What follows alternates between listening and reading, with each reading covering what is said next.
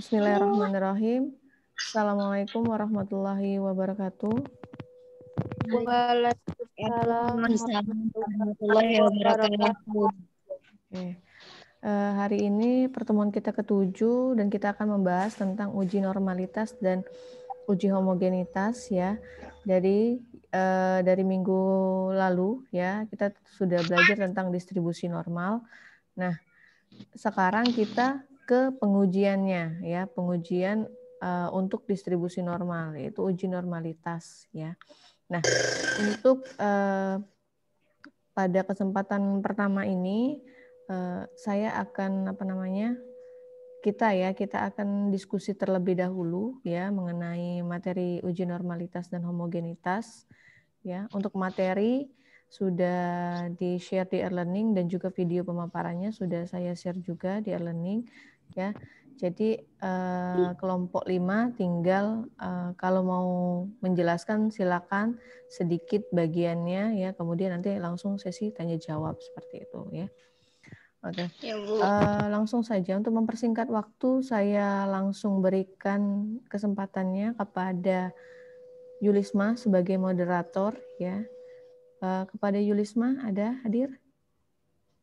Hadir, Bu. Oke, silakan Yulisma.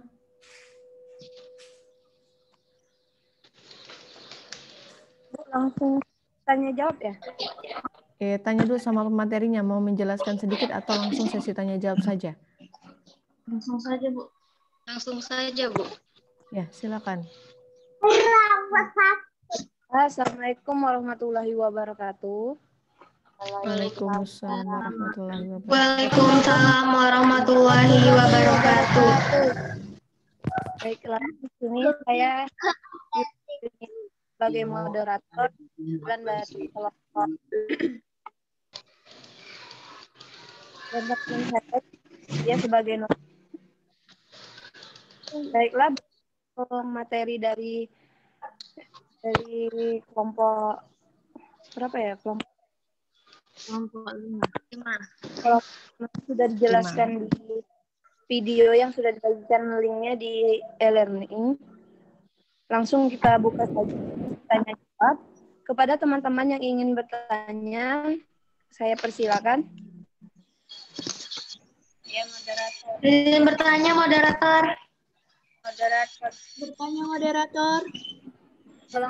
Izin bertanya, moderator. Ada Sulastri.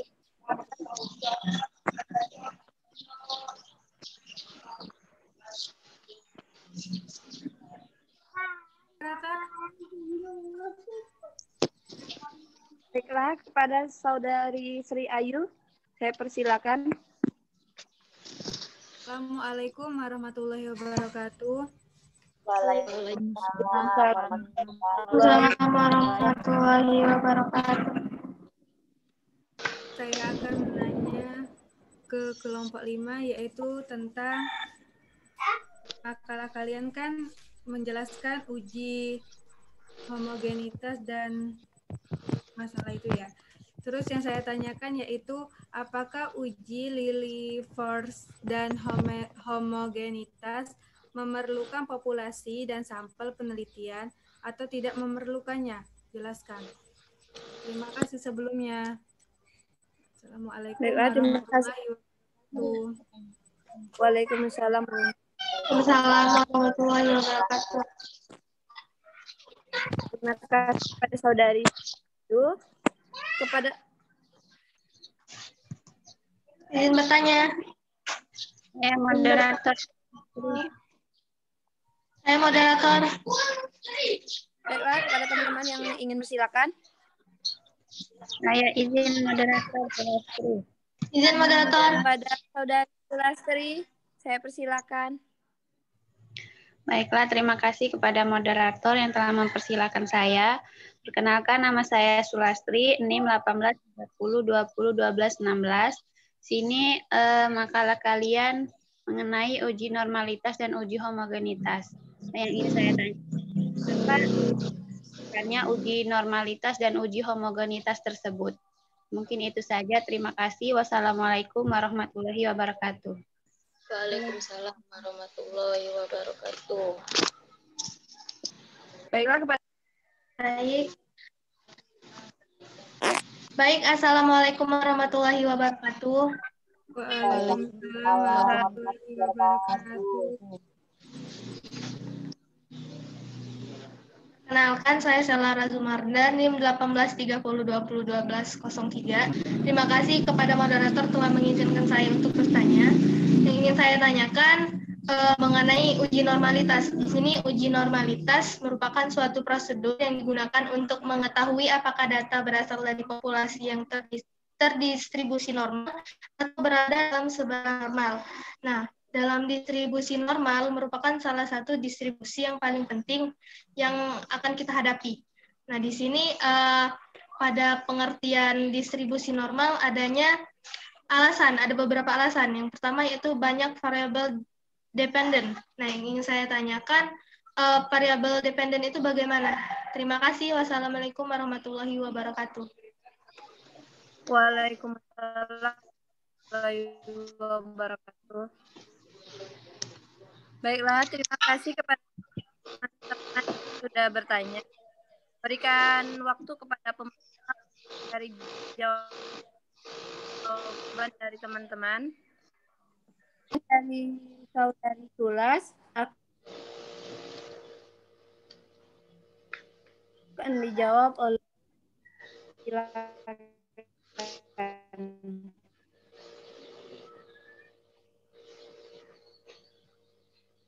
Baiklah, saya akan menjawab pertanyaan dari Saudari Sulastri. Yang pertanyaannya tadi yaitu apa tujuan dilakukannya uji normalitas dan homogenitas. Jadi, tujuan dilakukan uji normalitas sebaran data atau variabel yaitu untuk menilai sebaran data atau variabel apakah sebaran data tersebut berdistribusi normal atau tidak. Dan tujuan dilakukan uji homogenitas untuk mengetahui apakah data dalam variabel X dan Y bersifat homogen atau tidak. Baiklah, kembali ke moderator. Mungkin hanya itu yang dapat saya jawab. Bagaimana Pak Tulas, apakah sudah jelas jawaban dari Yoke?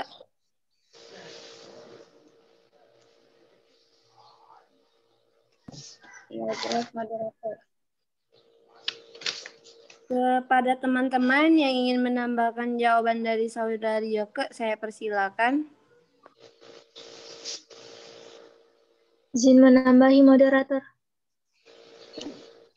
Baiklah, saya persilakan kepada Sri Putri. Terima kasih kepada moderator telah memperkenankan saya untuk menambahi. Jadi pertanyaan saudari Sulastri tadi, apa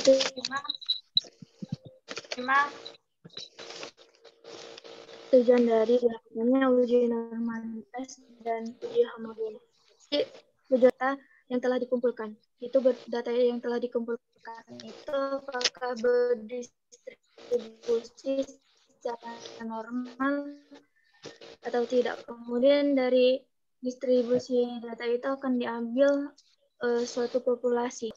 Dilakukan untuk mengetahui data dan variabel X dan juga Y itu bersifat normal atau tidak. Mungkin itu saja.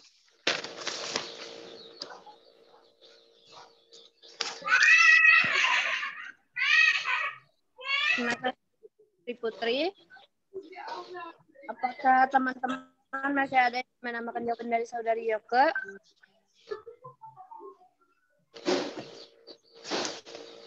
Saya ulangi, pada teman-teman yang ingin menambahkan jawaban dari saudari Yoke, saya persilakan.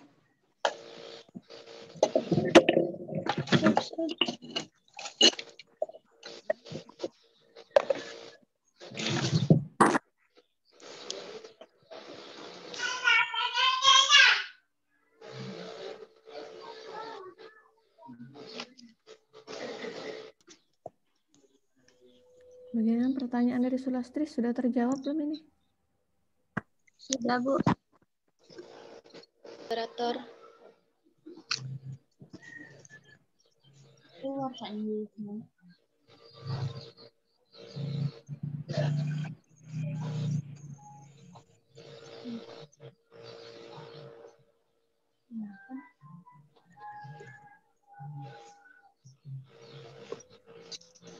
Coba kalau keluar dibantu saja sama notulennya ya.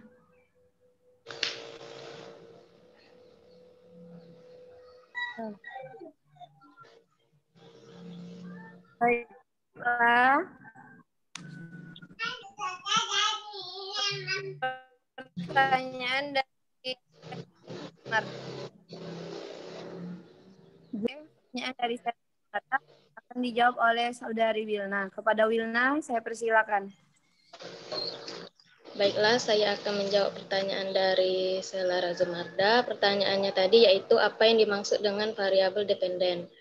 Variabel dependen disebut juga variabel terikat. Disebut variabel terikat karena variabel ini dipengaruhi oleh variabel independen. Jadi, pengertian dari variabel dependen adalah tipe variabel yang dijelaskan atau dipengaruhi oleh variabel independen. Variabel dependen ini sering disebut juga sebagai variabel output, kriteria, dan konsekuen. Terima kasih. Baiklah.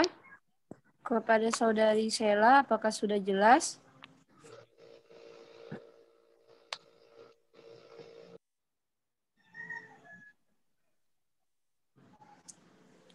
Saya ulangi. Kepada Saudari Sela, apakah sudah jelas atas jawaban dari Saudari Wilna? Selanya nggak ada kayaknya, keluar kayaknya.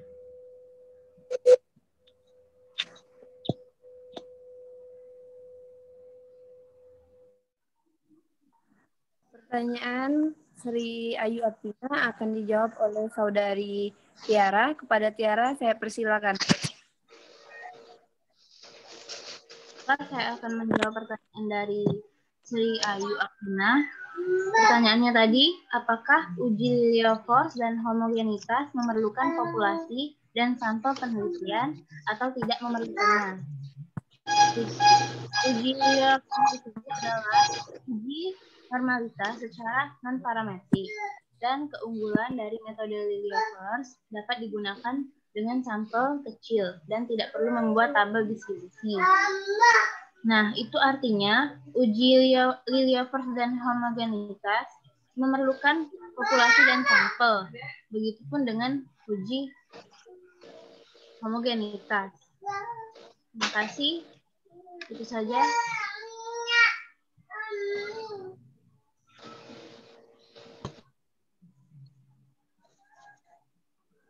Baiklah. Pada dari Sri Ayu, apakah sudah jelas?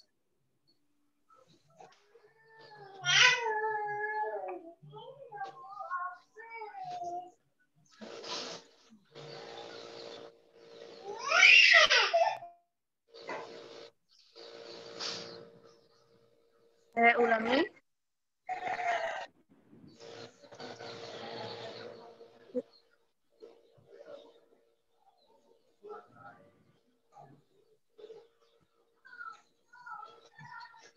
Moderator. Baiklah, kepada teman-teman yang ingin menambahkan jawaban dari Saudari Tiara, saya persilakan.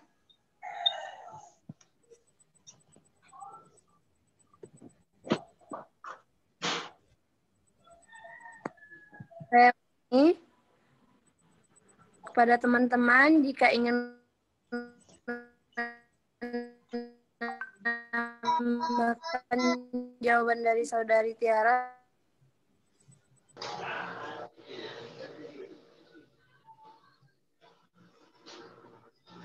moderator.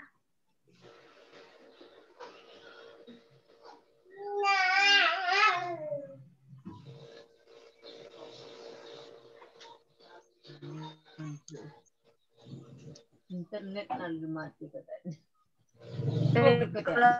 Jika tidak ada, Sri mau menambahkan moderator. Ada Sri Putri. baiklah saya persilakan Sri Putri. Terima kasih kepada moderator. Sebenarnya jawabannya sama saja. Karena cuma sedikit mempertegas saja. Kan pertanyaannya tadi, apakah uji Liouville dan homogenitas memerlukan populasi dan sampel? Jawabannya tentu saja iya. Kenapa? Karena uji Liljevalm dan homogeneous ini termasuk dalam suatu penelitian atau pengujian, di mana kalau kita melakukan penelitian itu tentunya harus ada yang namanya populasi dan juga sampel. Sebagai sesudah yang kita pelajari kemarin, kalau populasi dan sampel itu merupakan satu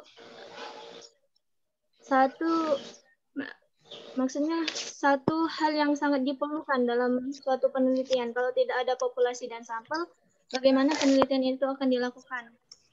Jadi kan populasi itu adalah bagian keseluruhan yang sangat besar. Kemudian kita ambil lagi kan dikerucutkan lagi untuk dilakukan penelitian adalah sampel. Sampel itu kan adalah bagian kecil dari populasi yang akan kita teliti. Mungkin itu saja. Terima kasih.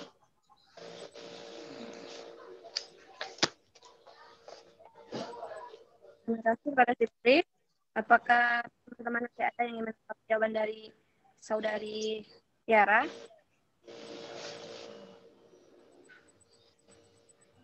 Tidak ada. Lanjut ke sesi kedua ya, Bu? Ya. Berapa pertanyaan, Bu? Dua saja. Ya. Baiklah, kita buka sesi kedua. Kepada teman-teman yang ingin bertanya, saya persilakan. Izin bertanya, moderator.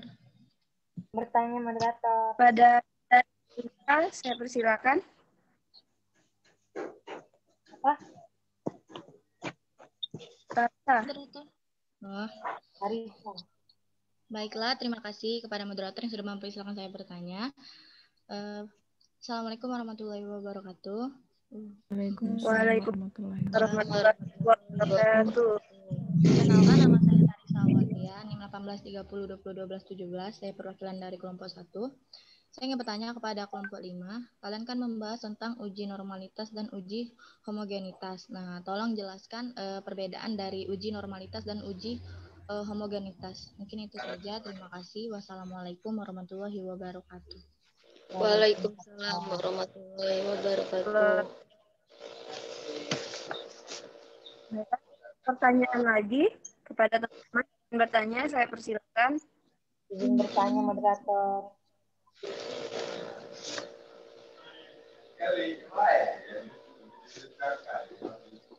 Sebutkan nama ya. Teman ingin bertanya, sekali lagi saya persilakan. Zakia, moderator. Pada Zakia, saya persilakan.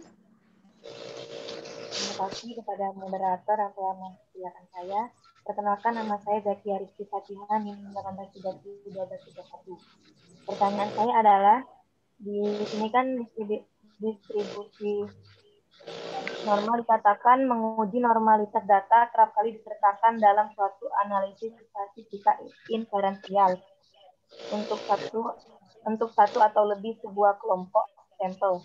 Nah, berikan contohnya dan apa yang dimaksud dengan kalimat tersebut.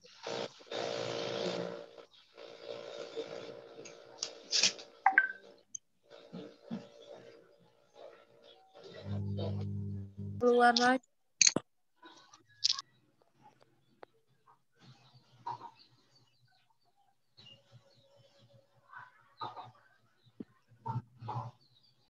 Di sini langsung saja saya akan menjawab pertanyaan mengenai pertanyaan dari saudari Tarisa mengenai pertanyaannya yaitu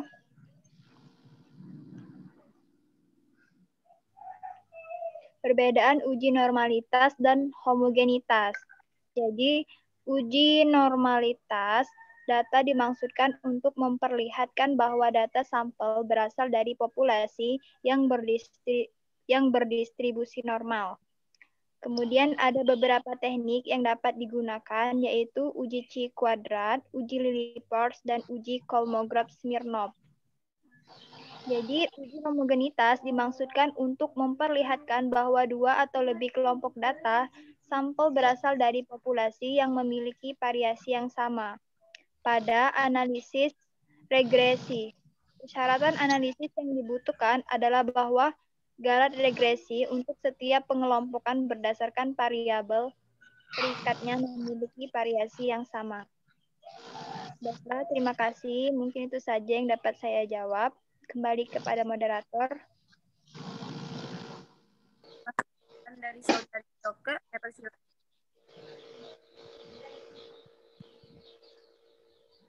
Nambahin boleh enggak?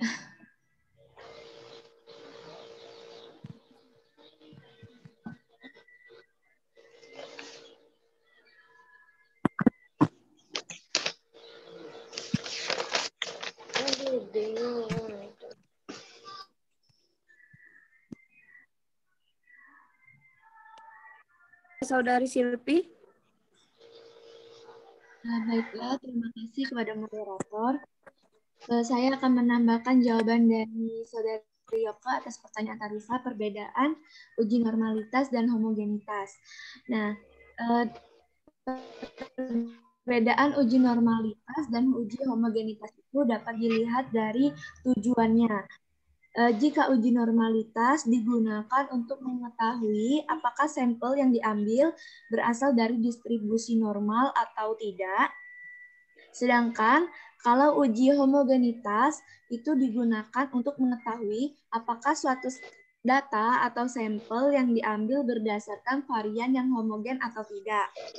Setelah itu, letak perbedaan antara uji homogenitas dan uji normalitas adalah jika uji normalitas digunakan pada semua uji parametris, maka uji homogenitas tidak selalu digunakan pada setiap uji parametris. Pengujian normalitas adalah pengujian tentang kenormalan distribusi data sesuai dengan tujuannya tadi. Sedangkan kalau untuk uji homogenitas, itu mau menunjukkan data atau sampel itu homogen atau tidak. Seperti itu moderator. Terima kasih. Wassalamualaikum warahmatullahi wabarakatuh. Saudari Wilna menjawab pertanyaan Sheila Razumarda, tetapi Sheila Razumardanya keluar. Di sini Wilna akan mengulangi jawaban dari pertanyaan Sheila Razumarda. Kepada Wilna kami persilakan. Baiklah, saya akan menjawab pertanyaan dari Sheila Razumarda. Pertanyaannya tadi yaitu, apa yang dimaksud dengan variabel dependen? Variabel dependen disebut juga variabel terikat. Disebut variabel terikat karena variabel ini dipengaruhi oleh variabel independen. Jadi, pengertian dari variabel dependen adalah tipe variabel yang dijelaskan atau dipengaruhi oleh variabel independen. Variabel dependen ini sering disebut juga sebagai variabel output, kriteria, dan konsekuen. Terima kasih. Kepada Sheila Razumarda, apakah sudah mengerti? Ya, moderator. Pada teman-teman yang ingin menambahkan, kami persilahkan. Menambahkan Sulastri. Izin menambahkan moderator. Pada Zakia kami persilahkan. Moderator, saya akan menambahkan jawaban dari Saudari Wilna sedikit. Jadi kan kita ketahui ada dua variabel yang biasa ada dalam penelitian, yaitu dependen dan independen. Jadi kedua variabel ini saling berkaitan. Nah, variabel dependen ini merupakan variabel yang dipengaruhi atau akibat. Sedangkan variabel independen adalah variabel yang mempengaruhi. Dapat kita ketahui seperti contohnya itu pengaruh model pembelajaran dalam hasil belajar siswa. Nah, variabel dependennya itu hasil belajar siswa karena dipengaruhi oleh variabel independen, yaitu model belajar. Jadi dapat kita simpulkan bahwa variabel dependen ini merupakan variabel yang nilainya dipengaruhi atau bergantung pada nilai dari variabel lainnya, yaitu variabel independen. Mungkin itu saja. Terima kasih kepada moderator.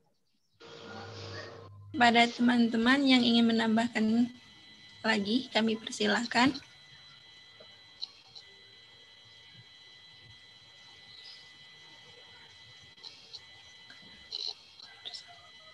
Sekali lagi, kepada teman-teman yang ingin menambahkan.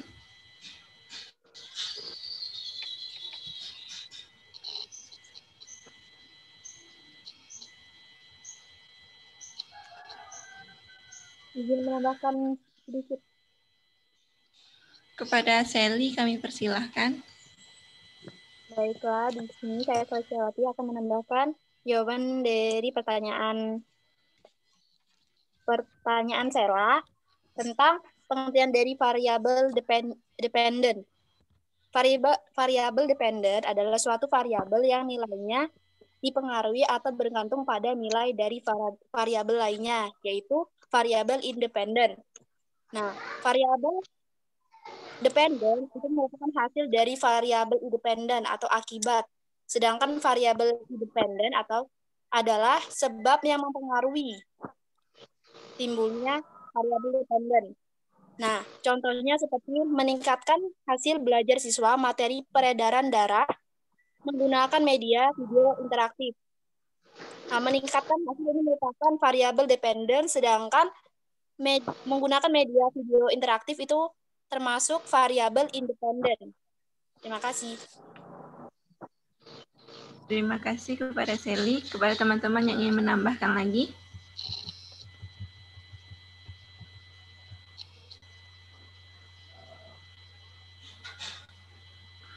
Kalau tidak ada, kita lanjut lagi. Pertanyaan dari Zakia akan dijawab oleh Saudari Tiara Saharani. Kepada Tiara kami persilahkan.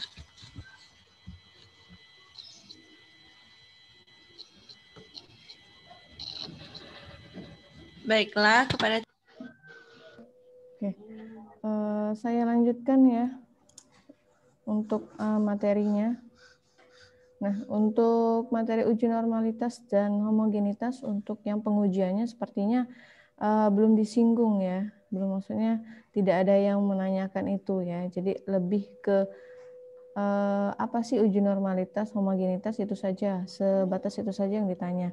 Tapi tidak sampai misalkan bagaimana pengujian normalitas yang menggunakan Lilliefors, Kolmogorov ya, atau C kuadrat, kemudian bagaimana yang menggunakan homogenitas ya, pengujiannya seperti apa, itu tidak ditanyakan ya. Jadi saya akan menambahkan materinya ya.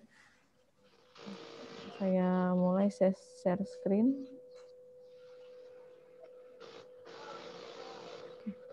Kelihatan? Kelihatan, Bu. Oke, kita ke pengujiannya ya. Uji normalitas dan uji homogenitas. Jadi dua macam uji ini adalah pengujian yang berbeda ya, tetapi digunakan biasanya sebelum pengujian lanjutan ya. Jadi ini uji awal ya, seperti itu. Nah, jadi ini disebut uji asumsi klasik ya. Jadi yang pertama kali kita lakukan untuk menentukan pengujian selanjutnya seperti apa, maka kita harus menggunakan namanya uji asumsi klasik ya. Nah, macam-macamnya itu banyak ya. Nah, tapi yang kita gunakan itu uji normalitas ya, yang sering paling digunakan untuk pengujian itu adalah uji normalitas ya. Nah, kenapa di sini tidak ada namanya uji homogenitas? Nah, uji homogenitas itu hanya digunakan ketika kalian ingin membandingkan dua sampel atau populasi ya, atau lebih dari dua. Jadi kalau kalian cuma ada sampel atau populasinya cuma satu, itu tidak perlu menggunakan uji homogenitas ya. Atau kalian ini populasinya banyak ya, dan kalian ingin mengambil sedikit sampelnya. Nah, itu bisa kalian gunakan misalkan uji homogenitas ya. Yang pertama kali kita pelajari bagaimana pengambilan sampel dari populasi ya.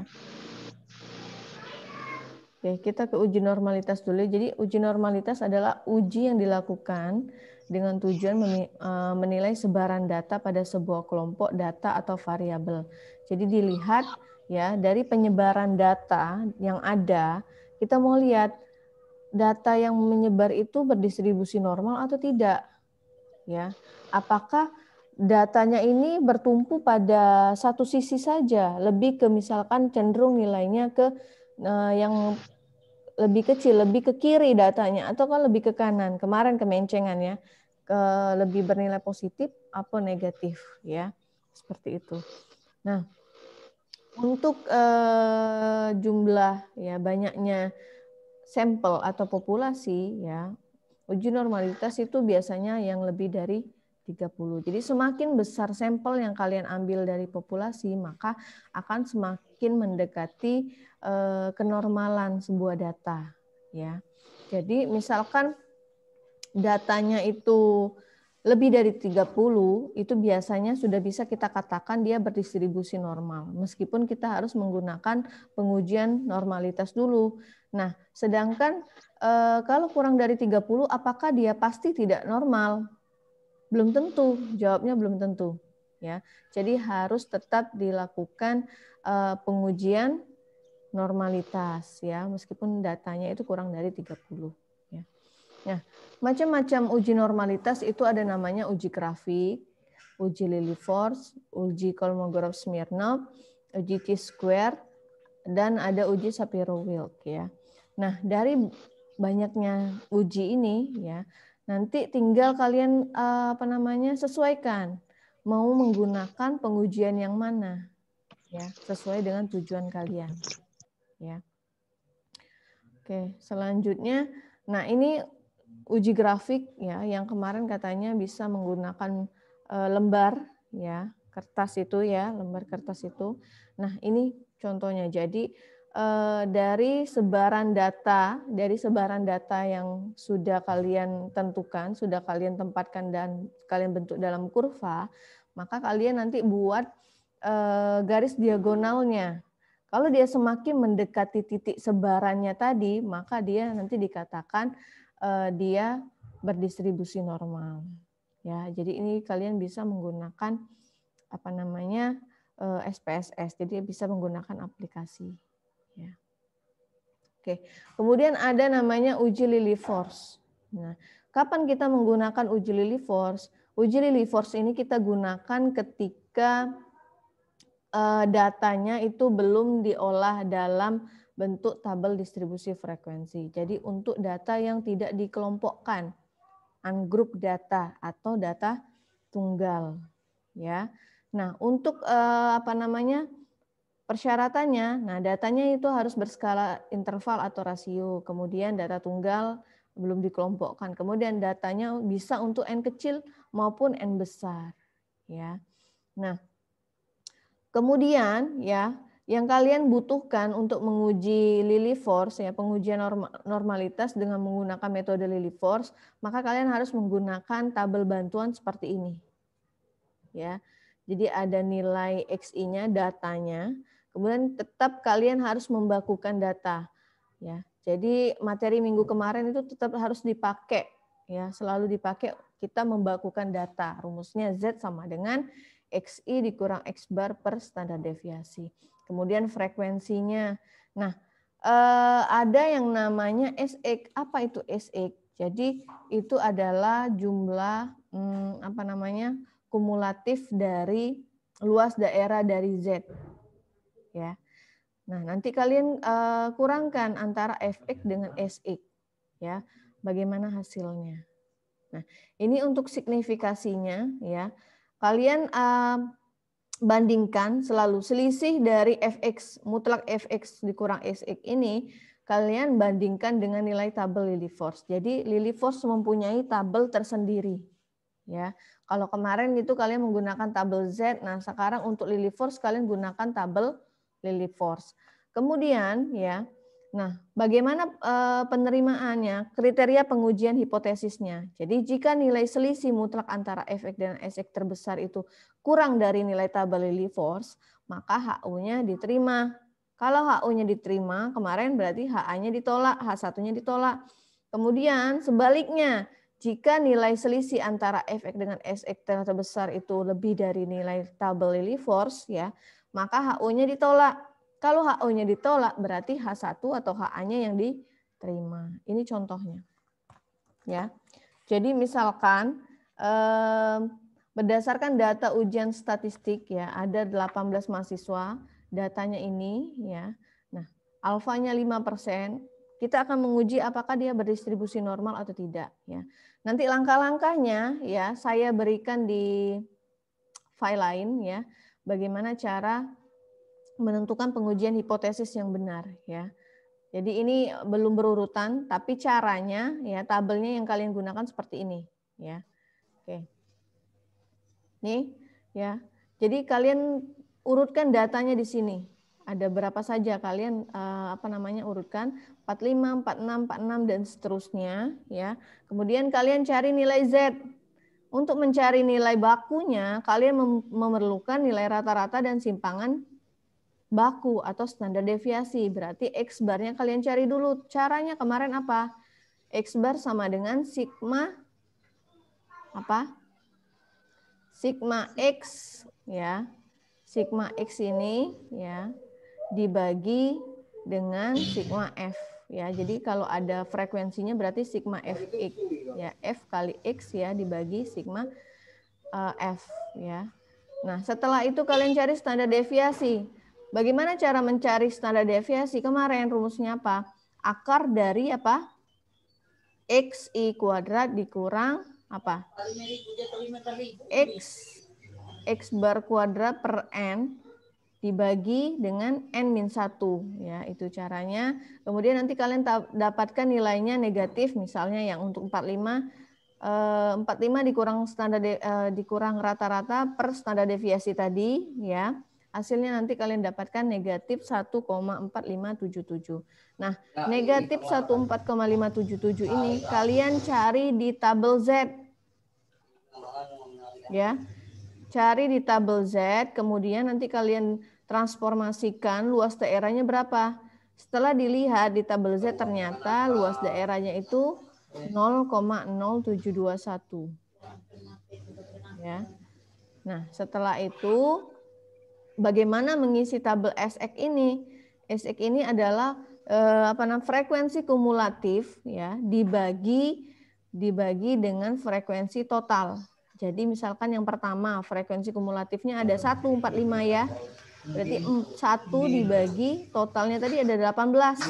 1 dibagi 18 berarti 0,0556. Ya.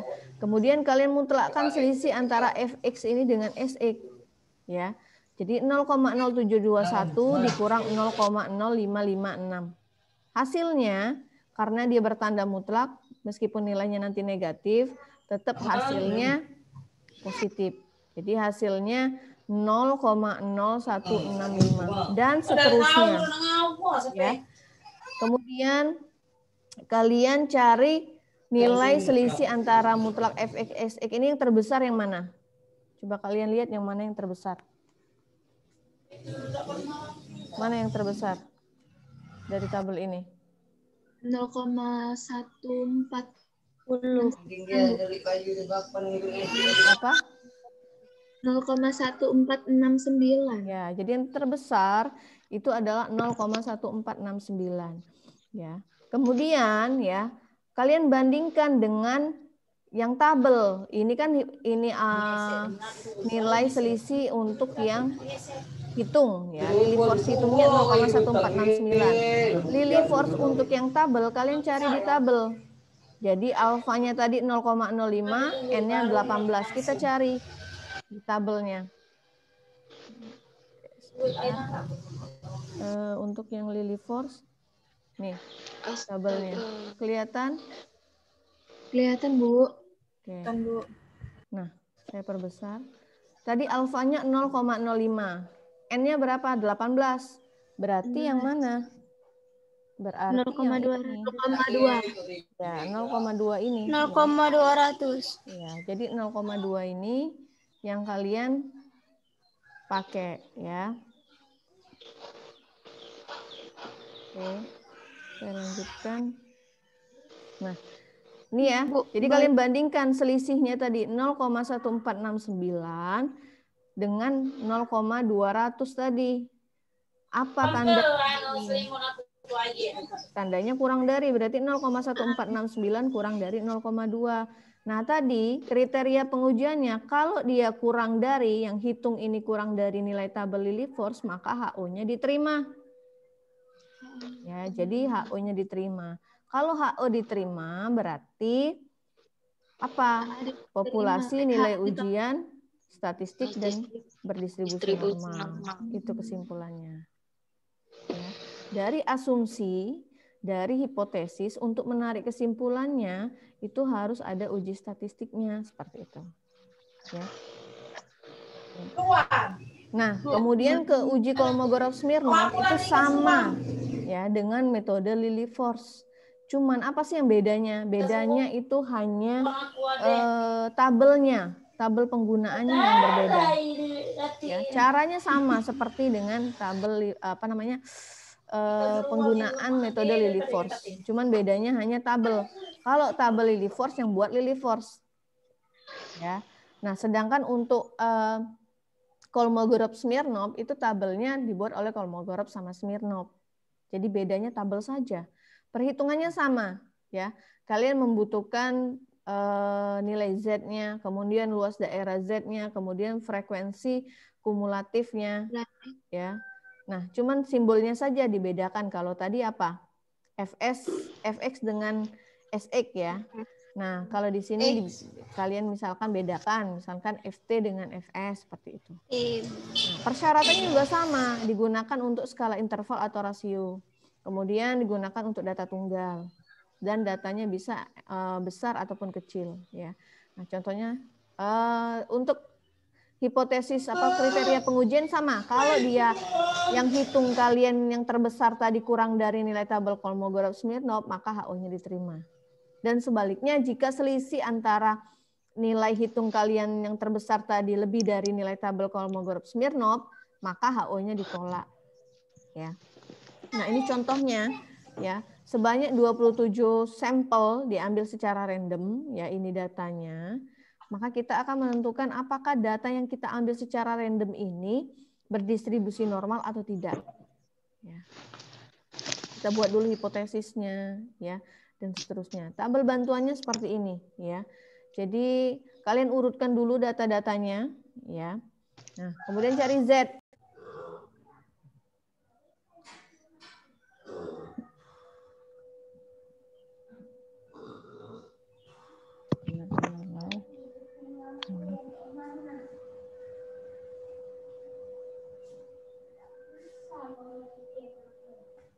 Oke. Kelihatan share screen-nya? Kelihatan, Bu. Oke, sebelum lanjut ke Kolmogorov-Smirnov ya, saya ke sini dulu.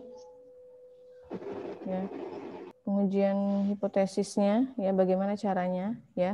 Jadi pengujian hipotesis itu adalah pertanyaan ya, dari jawaban sementara hasil penelitian yang sudah kalian buat berdasarkan teori atau temuan sebelumnya. Nah, hipotesis statistika ini akan menduga parameter populasi kalian. Nah, kalian menggunakan parameter populasi atau sampel ya. Kalau misalkan membandingkan rata-rata, maka parameter untuk populasi misalkan mu. Sedangkan untuk yang sampel berarti X bar ya, dan seterusnya. Nah, kemudian ada dua macam hipotesis ya. Ada hipotesis nol dan ada hipotesis alternatif ya.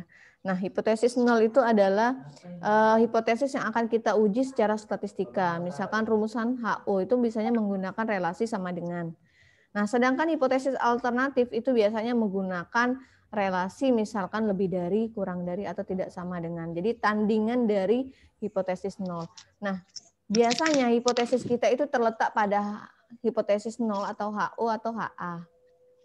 HO saja ya. Salah. Jadi biasanya terletak pada hipotesis nol ini. Hipotesis atau asumsi penelitian kalian. Misalkan apa?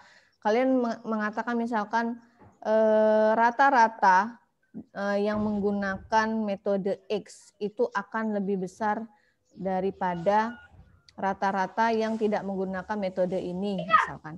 Berarti hipotesis nolnya kan menggunakan relasi sama dengan, berarti kalian buat mu, ya kalau populasi mu-nya sama dengan berapa? Dan hipotesis alternatifnya bisa kalian gunakan kurang dari atau tidak sama dengan, seperti itu.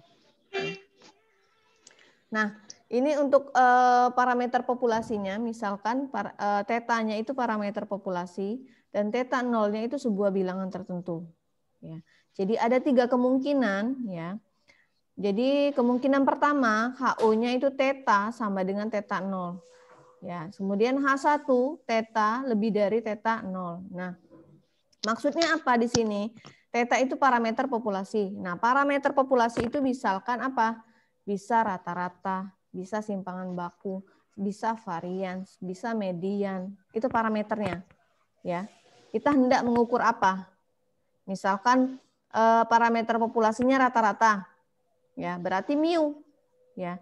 Mu sama dengan teta 0 adalah sebuah bilangan tertentu. Nah, rata-ratanya berapa? Misalkan 70. Misalkan kalian katakan rata-rata menggunakan metode X itu akan lebih dari 70. Ya. Berarti klaim kalian itu mu, ya, mu itu lebih dari atau sama dengan 70. Berarti pengujian hipotesisnya untuk HO-nya ya mu sama dengan 70. Kemudian tandingannya itu relasinya berlawanan dengan yang HO, ya. Jadi kalian buat misalkan mu itu karena tadi klaim kita tadi lebih dari atau sama dengan kan? Lebih dari atau sama dengan 70. Berarti lawannya bisa tidak sama dengan dan bisa kurang dari. Kalau kalian menggunakan tanda sama dengan di HI, jadi HO dan HI sama. Kalau kalian menggunakan lebih dari, maka HO dan HI-nya juga sama. Maka kalian harus menggunakan tidak sama dengan atau kurang dari. Tergantung dari klaim kalian. Ya, seperti itu. Nah, kemudian yang B, ya. Jika misalkan HO-nya teta lebih dari sama dengan teta 0 dan H1-nya teta kurang dari teta 0. Ya, lawan dari sini. Nah, untuk dua kondisi ini A dan B itu kita katakan uji satu pihak. Uji pihak kanan saja untuk lebih dari, uji pihak kiri untuk yang kurang dari. Ya, seperti itu. Nah, kemudian yang kondisi ketiga, teta sama dengan teta 0 dan H1-nya teta tidak sama dengan teta 0. Nah, kondisi kedua ini, ketiga ini, yang C ini, kita sebut dengan uji dua pihak. Ya. Nah, contohnya seperti ini. Ya. Seorang pelatih mengklaim bahwa varians tinggi badan pemain sepak bola minimum 20 cm. Nah, populasinya apa? Populasinya himpunan semua pemain sepak bola. Ya. Nah, karakteristiknya apa? Apa yang akan diuji? Tinggi badan. Kemudian parameternya apa? Parameternya apa? Varians. Varians berarti simbolnya untuk populasi sigma kuadrat. Nah, secara simbolik klaim tadi kita bisa tuliskan, klaim kita tadi tinggi badan, varians tinggi badan pemain sepak bola Indonesia itu minimum 20 cm. Berarti paling kecil 20 cm. Kira-kira tandanya apa kalau minimum? Paling kecil 20. Berarti sigma kuadratnya lebih dari atau sama dengan 20. Karena minimum. Kalau kita buat, karena katanya minimum, kita ganti misalkan tandanya kurang dari, berarti kurang dari 20, nilainya akan selalu turun 20, 19, 18, sedangkan ini minimum. Minimumnya 20, berarti boleh 21, 22, 23 dan seterusnya. Berarti lebih besar kan? Maka tandanya lebih dari atau sama dengan. Boleh kena minimum sama dengan karena dipakai tanda sama dengan karena boleh tinggi badannya itu 20. Kalau dia bilang lebih dari 20 berarti tanda sama dengan tidak dipakai. Berarti lebih dari 20, 20-nya nggak ikut. Ya. Nah, kemudian rumusan HO dan HI yang tepat untuk menguji klaim tersebut berarti kita buat HO-nya itu selalu relasi sama dengan. Kita buat sama dengan 20. Berarti tandingannya HI-nya itu apa? Kita mau uji dua pihak atau satu pihak. Kalau kita mau menggunakan uji dua pihak, maka sini tandanya tidak sama dengan. Kalau kita menggunakan uji satu pihak, tandanya itu lebih dari atau kurang dari. Kita sesuaikan dengan tandanya ini tadi. Klaim kita itu lebih dari atau sama dengan 20. Berarti H1-nya itu kurang dari 20. Ya, ini kriteria pengujiannya. Jika HO diterima, maka H1-nya ditolak, klaimnya diterima. Dan sebaliknya, jika HO-nya ditolak, maka H1-nya diterima, klaimnya ditolak. Ya. Tolak. Oke. Nah, ini relasi-relasinya jika ada kata-kata kunci maksimum berarti simbol klaim kita kurang dari atau sama dengan, tidak lebih dari berarti kurang dari atau sama dengan, dan seterusnya. Nah, ada dua kesalahan dalam pengujian hipotesis. Ya. Yang pertama, ya, HO diterima jika HO-nya benar. Berarti kita menerima yang benar, berarti kan benar keputusan kita. Ya. Kemudian HO-nya diterima, tetapi HO-nya itu salah. HO-nya salah, tapi kita terima. Keputusan kita benar atau enggak? HO-nya salah nih, tapi kita terima. Berarti keputusan kita salah. Menerima yang salah. Ya. Kemudian, menolak sesuatu yang benar. HO-nya ditolak, tetapi HO-nya benar. Kita menolak sesuatu yang benar itu salah. Ya, berarti itu salah. Nah, kemudian HO-nya ditolak karena HO-nya salah. Kita menolak sesuatu yang salah, berarti keputusan kita benar. Berarti ada dua tipe kesalahan dalam pengujian hipotesis. Yang pertama, menolak HO ketika HO-nya benar. Kesalahan tipe 2, menerima HO ketika HO-nya salah. Ya. Nah, ini poin yang penting. Langkah-langkah pengujian. Ya. Untuk langkah-langkah pengujian, ya, ini.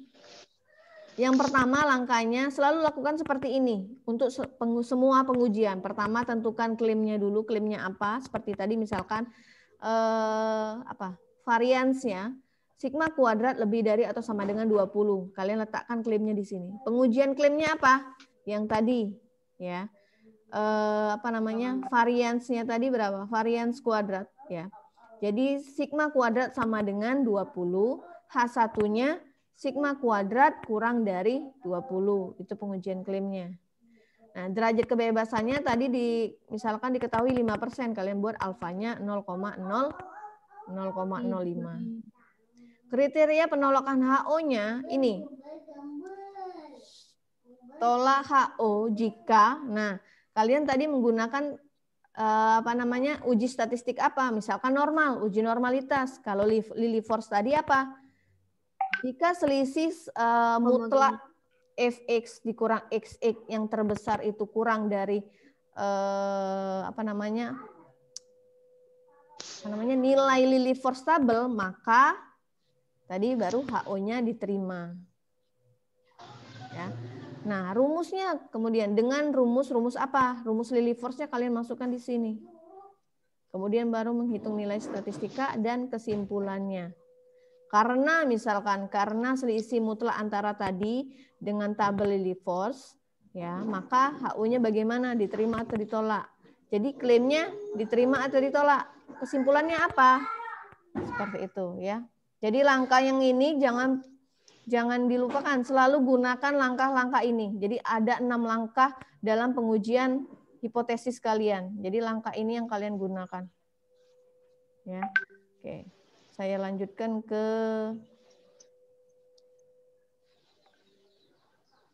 yang ini, ya. Pengujiannya, ya, langkah-langkah pengujiannya kalian gunakan yang tadi. 6 langkah tadi. Ya. Yang pertama tadi apa? Ya. Menuliskan klaimnya, kemudian tadi menuliskan apa? Hipotesisnya, alfanya, ya. Kalian buat 6 langkah tadi. Kalau yang langkah ini kan nggak berurutan. Kalian buat 6 langkah itu, kemudian nanti tambahkan tabel statistikanya. Ya. Nah, kemudian ke uji chi kuadrat. Nah, beda dengan uji Lilliefors dan Kolmogorov-Smirnov. Kalau uji chi kuadrat, ya, itu datanya haruslah data yang sudah dikelompokkan. Beda ya.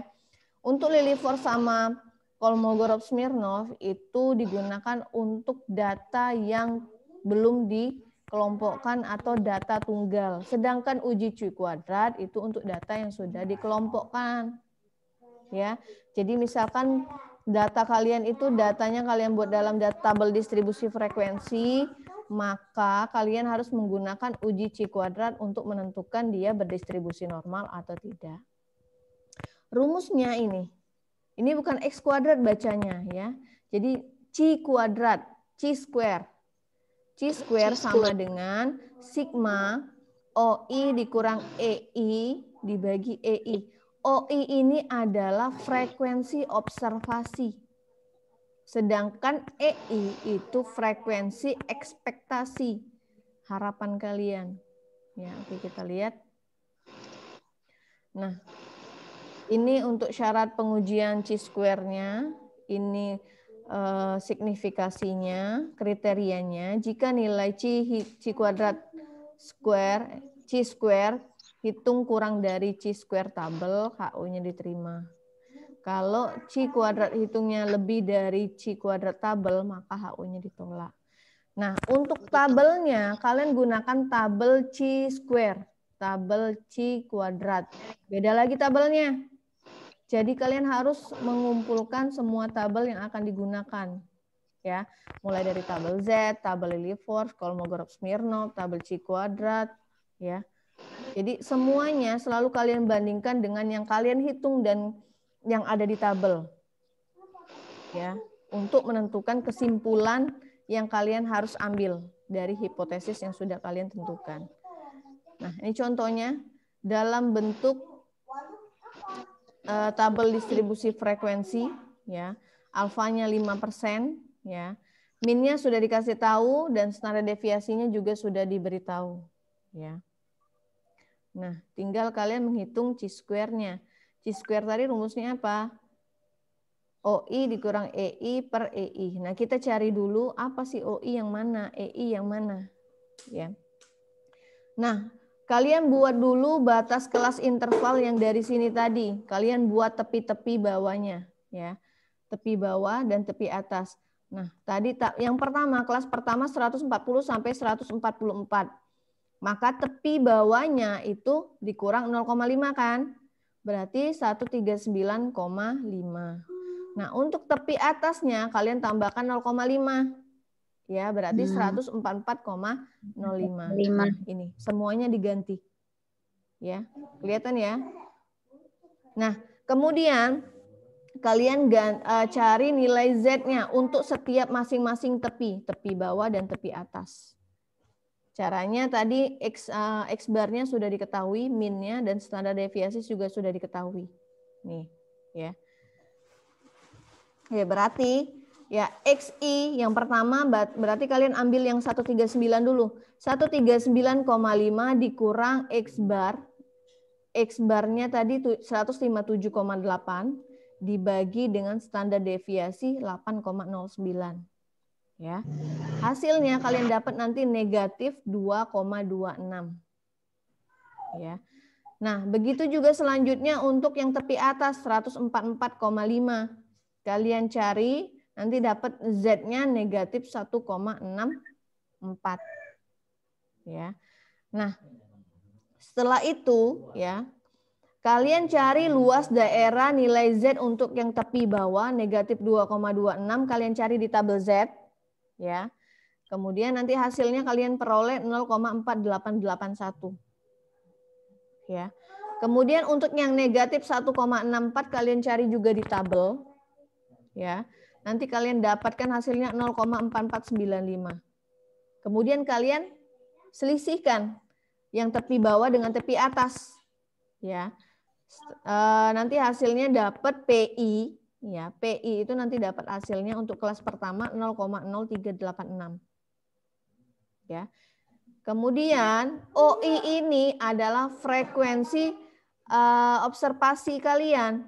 Nah, berdasarkan observasi kalian yang tadi ini OI-nya. Ya. Jadi OI-nya tadi 7, 10, 16 dan seterusnya. Nah, EI adalah perkalian antara PI ini tadi dikali dengan jumlah semua frekuensi. Ya. Jadi P 0,0386 dikali total atau banyaknya data dari kelas-kelas tadi. Jadi total semua banyaknya tadi frekuensi tadi adalah 100 kan? Berarti 0,0386 kali 100 hasilnya 3,86. Ya, kalian jumlahkan semuanya E-nya ya nanti. Nah, kalian masukkan ke dalam rumus chi square. Ya. OI-nya untuk kelas pertama berapa? 7. Dikurang E1. E1-nya berapa? 3,86. Dibagi ya, dibagi dengan EI. EI-nya tadi 3,86 dan seterusnya. Ya. Nah, ini rumusnya ini kurang kuadrat ya di atas ini. OI dikurang EI kuadrat. Jangan salah ya. Nah, hasilnya setelah kalian jumlahkan semua kelas ya, selisih antara OI dan EI semua kelas, nanti hasilnya dapat 0,427. Ya. Nah, setelah itu ya, kalian cari DK-nya, derajat bebasnya, derajat kebebasannya, derajat apa namanya? Alfanya ya, DF-nya. Kalau tadi nggak pakai alfa, sekarang pakai DF-nya. K itu panjang kelas. Panjang kelasnya berapa? Oke, panjang kelasnya kalian lihat 140 sampai 144 intervalnya. 145 dikurang 140 berapa panjang kelasnya? 5 kan ya? Oke. Iya. 5 dikurang 3. Itu sudah ketentuan yang 3-nya ya. Jadi 5 dikurang 3 berarti DF atau DK-nya itu 2. Nah, kalian lihat di tabel chi square, alfanya 0,05, DF-nya 2 ya. Kalian lihat nilai chi kuadratnya berapa? Ya. Kemudian nanti kalian bandingkan dengan yang kalian hitung. Chi square hitung kalian 0,427, chi square tabelnya 5,991. Ternyata kurang dari 0,427 itu kurang dari 5,991.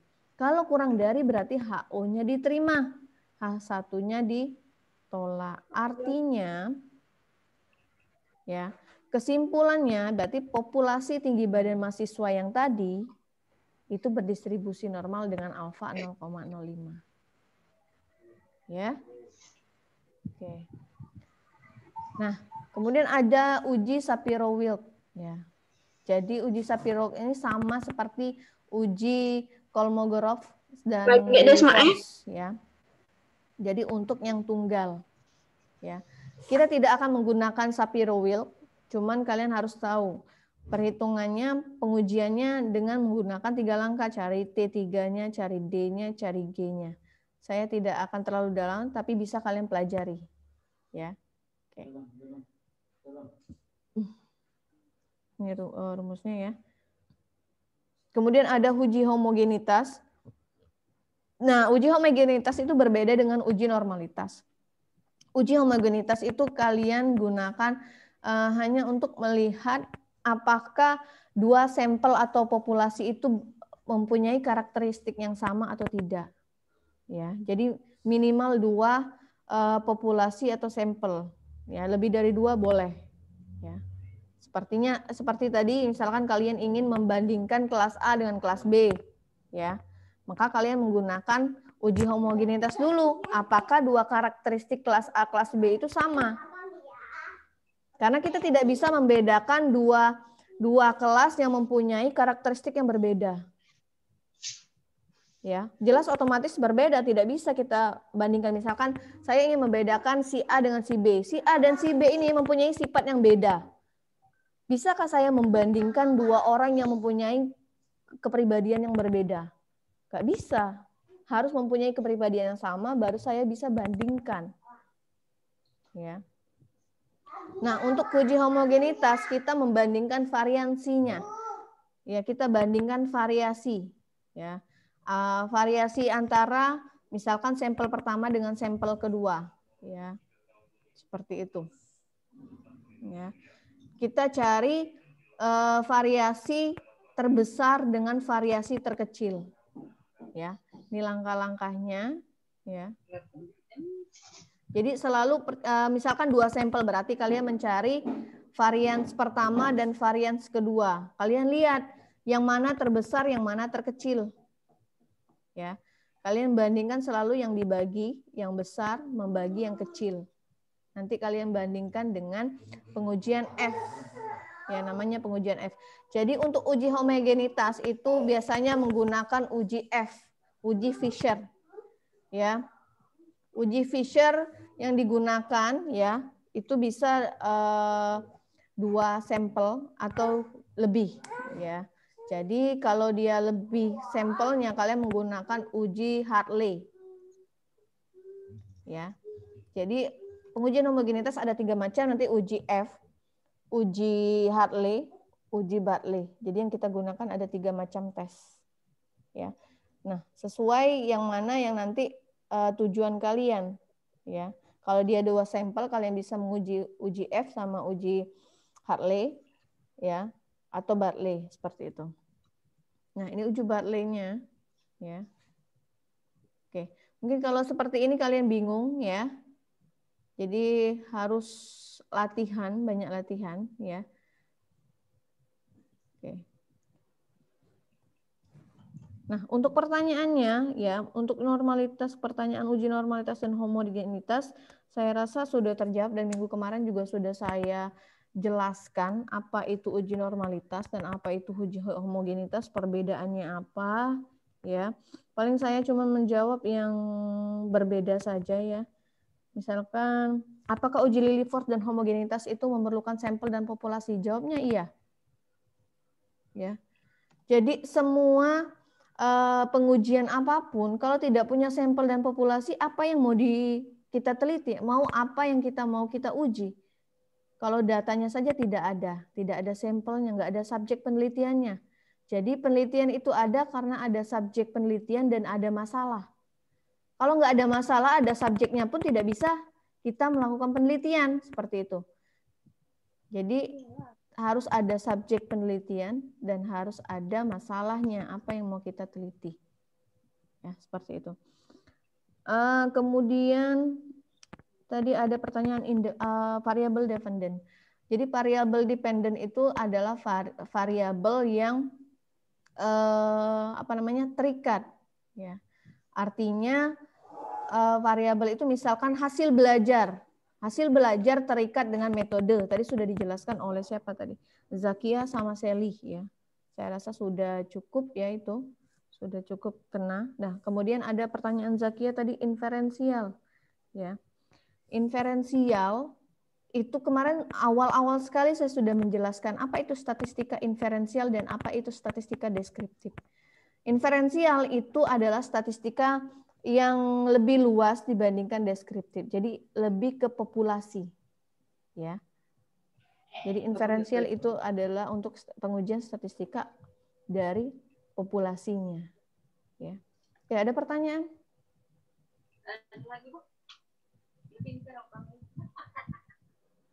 Ada pertanyaan?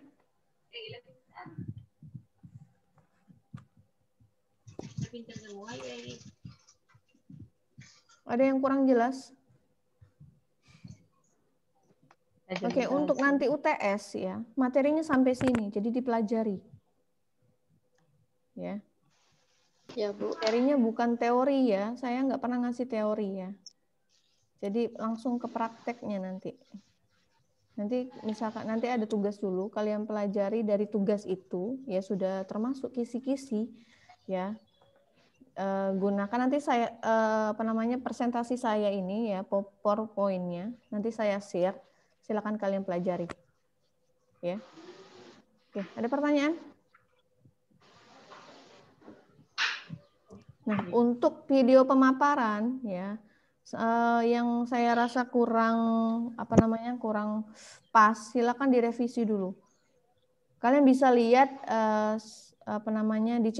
di YouTube saya, video pemaparan dari teman-teman kalian yang sudah saya share itu sudah terpilih seperti itu, sudah saya pilih yang sudah cukup baik saya masukkan. Jadi yang belum saya share itu belum melakukan revisi. Jadi ada beberapa kelas kelompok yang bagus saya kira. Jadi ada kelas PGMI 1 ya, ada beberapa kelompok yang sudah saya rasa sudah baik dalam mengedit videonya. Silakan kalian lihat ya cara mereka. Ya. Oke, ada pertanyaan? Tidak ada? UTS-nya tertulis ya, Bu? Iya. Nanti tertulis dan ada lisan, tapi bukan lisan ya. Jadi ada kalian mengumpulkan satu soal ke saya langsung. Jadi 40 menit menyelesaikan satu soal dulu, seperti itu. Jadi siapkan dirinya. Kalau lisan kan nggak mungkin karena saya mau telepon satu-satu, seperti itu. Jadi seperti itu caranya nanti di WA. Ya. Ada pertanyaan lagi? Ibu, boleh Bu nanya yang soal kemarin, Bu, minggu kemarin? Iya, apa? Itu kan ada yang ini, Bu, tabel Z itu, Bu. Nah, kalau misalnya nyari nilainya min itu pakai tabel yang Ibu kirim apa memang ada tabel untuk nilai minnya itu, Bu? Soalnya kalau di Google kan ada. Tabel Z yang negatif, kalian lihat yang negatif. Jangan lihat yang positif. Hasilnya beda. Ya, kalau yang dia misalnya sudah dari awal Z-nya nilainya negatif, luas daerahnya kalian cari yang negatif tabelnya. Jangan kalian cari positif kemudian kalian tambahkan negatif, hasilnya beda.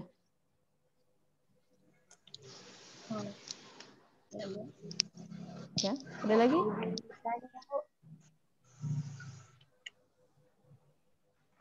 Tidak ada?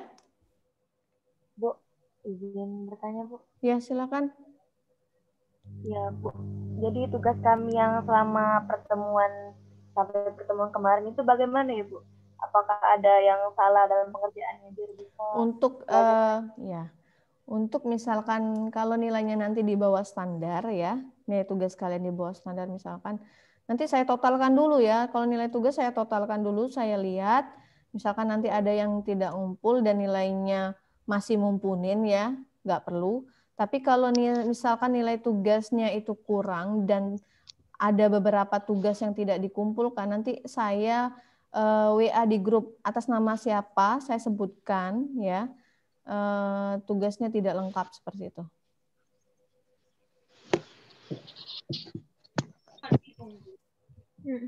Ada lagi? Tidak ada? Oke. Kalau tidak ada, saya akhiri sampai sini ya. Iya, Bu. Oke. Terima kasih atas partisipasi dan waktunya. Akhir kata, Assalamualaikum warahmatullahi wabarakatuh. Waalaikumsalam warahmatullahi wabarakatuh. Baik, ya.